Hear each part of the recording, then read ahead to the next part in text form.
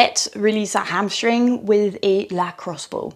So with the hamstring, there is a very personal experience. The hamstring is formed of 3 muscles and it originates, so it starts at the sit bone, yeah, so the upper part. So when we try and release the hamstring, my recommendation is to always start sort of at the sit bone and try and find right what's underneath. So using the lacrosse ball, you're gonna try and sit on it. You can do a little bit of like glute release if you want.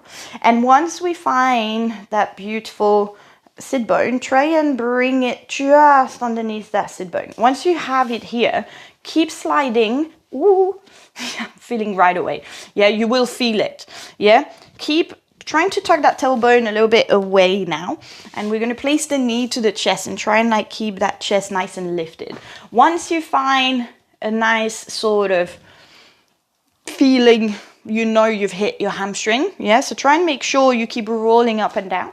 I quite like to move my hip forward and back to kind of like roll, yeah, so the first technique of SMR is to simply roll over the muscle in the sense of the muscle fibers, so make sure you roll in the way of the muscle fiber, not against it, so the muscle obviously is going that length. And once you find a really tight spot, then bring your arm, your knee again to the chest and lift your chest up and start rolling the whole thigh in and out. I flex my foot here and I rotate my thigh in and out. It's quite intense here. Good. As you get more used to it, yeah, you want to try and keep that hinge here. When you start doing that, you're losing a little bit more the opportunity to release.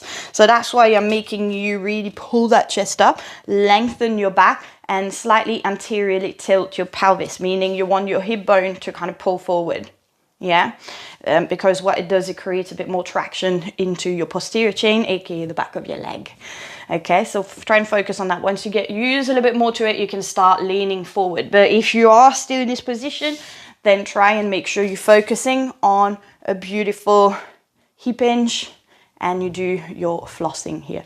You are also able to like make some nice little lifts, the leg lifts here, and roll over the muscle slightly. Just be really mindful here because it can feel a little bit much.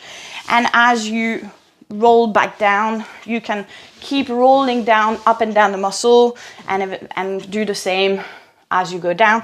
Try and avoid going right behind the knee. Try and stop a little bit behind, just beforehand. I would say the maximum where I go is about there. Make sure you don't go onto the side of your knee either as you go a bit lower. All right, I hope that helps.